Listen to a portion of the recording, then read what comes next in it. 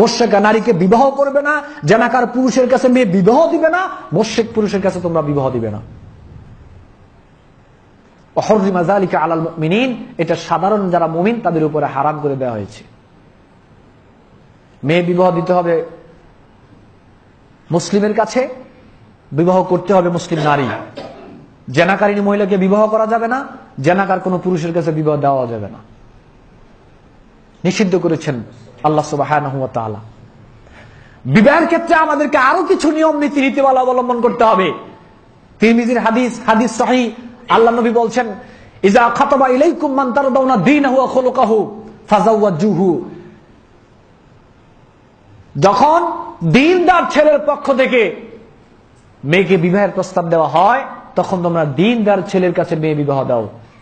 আল্লাহ তাফআলুহু, যদি তোমরা এই কাজটা না করো, তাকুন ফিতনাতুন ফিল আরদি ওয়া ফাসাদুন আরিদুন, তাহলে জমিনে ব্যাপক আকারে ফিতনা ফাসাদ ছড়িয়ে পড়বে, যেটা এখন চলছে। দ্বীনদার ছেলে চয়েস হয় না। একটা ছেলে কতটুকু স্মার্ট রয়েছে, টাকা পয়সা কত ইনকাম করে, হালাল না হারাম সেটা দেখার ব্যাপার নয়। ওই ছেলেটার গার্লফ্রেন্ড কয়টা রয়েছে এটা দেখার ব্যাপার নয়। কয়বার আবাসিক হোটেলে যায় এটা দেখার ব্যাপার নয়। এটা দেখে না। স্মার্টনেস রয়েছে, বাড়ি রয়েছে, গাড়ি রয়েছে, দিন আছে কি নাই সেটা কেউ ধার ধারে নাকি? আবার দিনদারি একটা ছেলে যদি কোনো মেয়েকে বিবাহের প্রস্তাব দেয়, দেখে বিল্ডিং কয়টা, বাড়ি কয়টা, গাড়ি কয়টা, ব্যবসা কি, খাওয়াইতে পারবে কিনা, কত কিছু বিশ্রায়। অথচ আল্লাহ নবী বলছেন, দিনদার ছেলে যদি বিবাহের প্রস্তাব দেয় তার সাথে বিবাহ দিবা, যদি না দাও তাহলে জমিনে ফিতনা ফাসাদ অসংখ্য ছড়িয়ে পড়বে, যেটা এখন চলছে।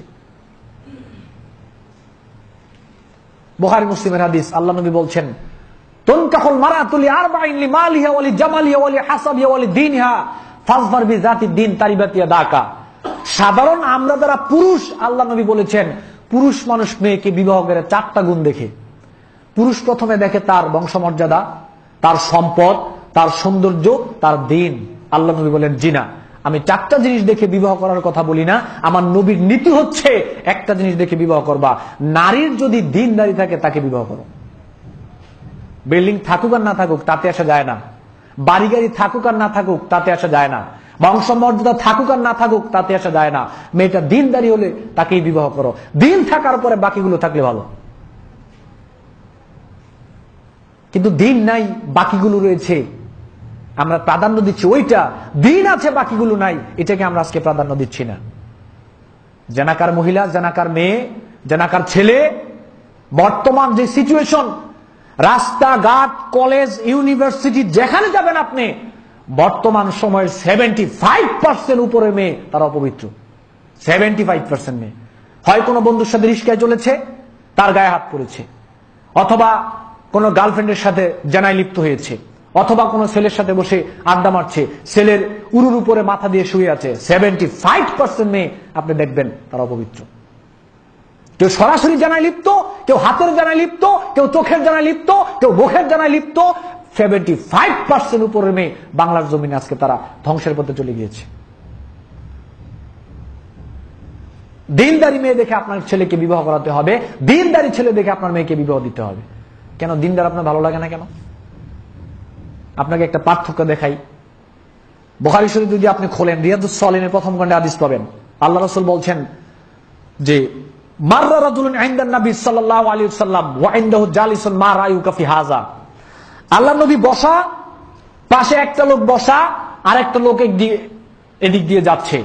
আল্লাহ নবী বসা লোকটাকে জিজ্ঞেস করলো, মা রায়ুকা ফি হাযা, এর সম্পর্কে তোমার ধারণা কি? লোকটা বলল, হাযা রাজুলুন হারিউন ইন খাতাবা আইয়ুন কাহা ওয়া ইন শাফা আইয়ু শাফা। লোকটা খুবই প্রভাবশালী, দাম্ভিক। সে যদি কাউকে বিবাহের প্রস্তাব দেয়, সবাই তার কাছে বিবাহ বসতে রাজি। কেন? বংশমর্যাদা, চেহারা, সুরত, টাকা পয়সা সবকিছু সমাজের মধ্যে রয়েছে।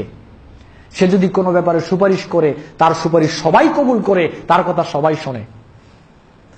সুম্মা মাররা রাজুলুন আখার, আরেকটা লোক গেল, ওই লোকটা চলে যাওয়ার পরে আল্লাহ নবী জিজ্ঞেস করলো, মা রায়ুকা ফি হাযা, এই লোকটার সম্পর্কে তোমার ধারণা কি? সে বলল, ইয়া রাসূলুল্লাহ, হাযা রাজুলুন মিন ফুকারাইল মুসলিমিন, লোকটা একটা দরিদ্র মুসলিম, দিনদারি মানুষ। ইন খাতাবা লায়ুন কাহা ওয়াইন শাফা লায়ু শাফা ওয়াইন ক্বালা লা ইসমা, সে যদি কাউকে বিবাহের প্রস্তাব দেয়, কেউ তার কাছে বিবাহ বসতে রাজি হয় না। আগেরটার কাছে সবাই বসতে চায়, কিন্তু এর কাছে কেউ বসতে চায় না। সে কোনো ব্যাপারে সুপারিশ করলে সবাই কবুল করে, কিন্তু এই লোকটা সুপারিশ করলে কেউ তার কথা শোনে না, সুপারিশ কবুল করে না, তার কোনো দামই নেই। দিনদার পাত্র আপনার ভালো লাগে না, দিনদার মেয়ে ভালো লাগে না। আল্লাহ রাসূল দিনদার এবং বেদিনদার মানুষের পার্থক্য এখানে করেছেন। আল্লাহ নবী বলছেন, হাযা খায়রুম মিনহু মিন মিলইল আরদি মিসলা হাযা। আগের যে লোকটা গিয়েছে তার মতো দাম্ভিক, প্রভাবশালী, বেদিনদার মানুষ পৃথিবীতে যত খালি জায়গা রয়েছে, সমস্ত খালি জায়গা ফিল আপ করতে যত মানুষের প্রয়োজন, বেদিনদার মানুষ দিয়ে যদি সমস্ত পৃথিবীর খালি জায়গা ফিল আপ করে দেওয়া হয়, ওই সমস্ত মানুষের মর্যাদা আল্লাহর কাছে যতটুকু, একটা দিনদার মানুষের মর্যাদা আল্লাহর কাছে তার চেয়ে অনেক বেশি। আপনি দিনদার নারী বিবাহ করবেন না কেন? মেয়ের বাপের টাকা নাই তাতে কি হয়েছে? ছেলের বাপের টাকা নাই তাতে কি হয়েছে? সমাজের মানুষের এখন টাকা থেকেও না থাকার মতো। একটা বেদিনদার এখন তালাকের এত তালাক কেন? এত তালাক কেন? একটা বেদিনদার মেয়ে বিবাহের পূর্বে তার গার্লফ্রেন্ডের অভাব নাই, আবার বিয়ের পরে তো চলেই। স্বামীরও আগে গার্লফ্রেন্ডের অভাব নাই, বিয়ের পরে চলে। স্বামী জায়গা বিয়ের পরে একদিকে, বউ জায়গা বিয়ের পরে একদিকে, তো তালাক হবে না কি হবে? দিন না থাকার কারণে, আমরা আজকে দিনের প্রাধান্য না দেওয়ার কারণে সমাজের মধ্যে আজকে এত পাপ, এত জেনাবে বিচার। দিনের প্রাধান্য দিতাম, দিনদারি মহিলা থেকে কখনো বেদিনদার ছেলে বের হয় না। দিনদার মহিলা থেকে, একটা সালেহ মুমিনা থেকে, নারী থেকে বেদিনদার মানুষ বের হয় না, জানাকার বের হয় না। যেই পরিবারের গার্জিয়ানের মধ্যে দিন নাই, যে মার মধ্যে দিন নাই, বাপের মধ্যে দিন নাই, তার থেকে কি দিনদার ছেলে বের হতে পারে? ওই মার মতো, ওই বাপের মতোই ছেলে তার সংসার থেকে বের হবে। আর দুনিয়া মাতাউন খায়রু মাতাইহা আল মারাতুস সালিহা। ইবনে মাজাহ হাদিস, হাদিস সহিহ। আল্লাহ নবী বলছেন, গোটা পৃথিবীটাই একটা সম্পদ, এই সম্পদের মধ্যে সবচেয়ে সেরা সম্পদ হচ্ছে একটা সতীসাধ্যী নারী, মানে স্ত্রী। একটা সতীসাধ্যী নারী হচ্ছে পৃথিবীর শ্রেষ্ঠ সম্পদ। মাস্তাফাদাল মুমিনু বাদা তাকওয়াল্লাহি খায়রান লাহু মিন যাওজাতিন সালিহাতিন। ইবনে মাজাহ হাদিস, হাদিস সহিহ। আল্লাহ নবী বললেন, আল্লাহকে ভয় করে চলার পরে এই পৃথিবীতে শ্রেষ্ঠ সম্পদ, আল্লাহকে ভয় করে চলার পরে এই পৃথিবীর শ্রেষ্ঠ নিয়ামত হচ্ছে যদি কোনো ব্যক্তি একটা সতীসাধ্যী স্ত্রী লাভ করতে পারে। সুবহানাল্লাহ। এই দুনিয়াতে আল্লাহকে ভয় করে চলার পরে যদি কেউ একটা সতীসাধ্যী নেককার স্ত্রী গ্রহণ করতে পারে, আল্লাহ তাকে দেন, তাহলে সে যেন দুনিয়ার শ্রেষ্ঠ সম্পদ পাইল। ইন আমারহা আতাআতাহু ওয়া ইন নাযারা ইলাইহা সাররাতহু। ওই স্ত্রী কেমন? ওই স্ত্রী স্বামী তাকে আদেশ করলে সে সেটা মানে, স্বামীর আনুগত্য করে, স্বামী তার দিকে তাকালে স্ত্রী স্বামীকে সন্তুষ্ট করে। ওয়ালা তাযানা ফি বাইতি ইল্লা বিইজনিহি। আর স্বামীর অনুমতি ছাড়া কোন পর পুরুষকে তার ঘরে ঢুকতে দেয় না। স্বামীর অনুমতি ছাড়া স্ত্রী বাইরে ঘুরতে যায় না। স্বামীর অনুমতি ছাড়া স্ত্রী ফেসবুকে চ্যাট করে না। স্বামীর অনুমতি ছাড়া স্ত্রী নেটে কথা বলে না। স্বামীর অনুমতি ছাড়া স্ত্রী কোনো পর পুরুষের সাথে মোবাইলে কথা বলে না। এর নাম হচ্ছে সতীসাধ্যী নারী। আপনি একটু কল্পনা করে দেখেন, আপনি অফিসে যাওয়ার পরে আপনার স্ত্রী কার সাথে কথা বলে? আপনি একটু ভেবে দেখেন, আপনি অফিসে যাওয়ার পরে আপনার স্ত্রী কতক্ষণ বাসায় থাকে? আপনাকে ঘরে রেখে আপনার স্ত্রী বাইরে মার্কেটিং করতে যায়, আপনার স্ত্রী আপনাকে ঘরে রেখে অফিস করতে যায়, আপনার স্ত্রী আপনাকে ঘরে রেখে বাইরে কোথায় যায়? এই স্ত্রী তো সতীসাধ্যী নারী হতে পারে না।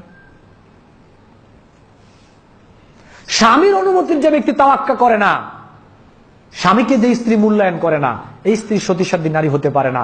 এই স্ত্রীর গর্ভ থেকে যে সন্তান হবে ওইটাও সতীসাধ্যী হতে পারে না। দিনদারি মানুষকে, দিনদারি ছেলে খুঁজবেন বিয়ে দেওয়ার জন্য, সংসার শান্তি হবে, দুনিয়াও পাবেন, আখেরাতও পাবেন। আর দিন নাই, টাকা পয়সা রয়েছে, সে শুধু মদ খাবে, গাঁজা খাবে, বলবে আমার টাকা রয়েছে, হোটেলে যাবে, জেনা করবে, পাপ করবে, টাকা নষ্ট করবে, মদ খাবে, সংসারটা পুরা অশান্তিতে ভরপুর করে দেবে। একটা দিনদার ছেলের কাছে বিয়ে দেন, দেখবেন সুন্দর সংসার, শান্তিতে থাকবে। টাকা পয়সা কম থাকলেও শান্তিতে রয়েছে, অশান্তি নাই। একটা দিনদার মেয়েকে বিয়ে করেন, দেখবেন আপনার সংসার সুখের, শান্তিতে ভরপুর হয়ে যাবে, কোন অশান্তি থাকবে না। এজন্য গার্জিয়ানরা রয়েছেন, ছেলে বিয়ে দেওয়ার ক্ষেত্রে দিনদারি মেয়েকে বিবাহ করাবেন, আবার ছেলের কাছে বিবাহ দেওয়ার ক্ষেত্রেও দিনদারি ছেলেকে প্রাধান্য দেওয়ার চেষ্টা করবেন। আল্লাহ নবী কথাই বলেছেন, এবং এটাই হচ্ছে রাসূলের পদ্ধতি, রাসূলের আদর্শ।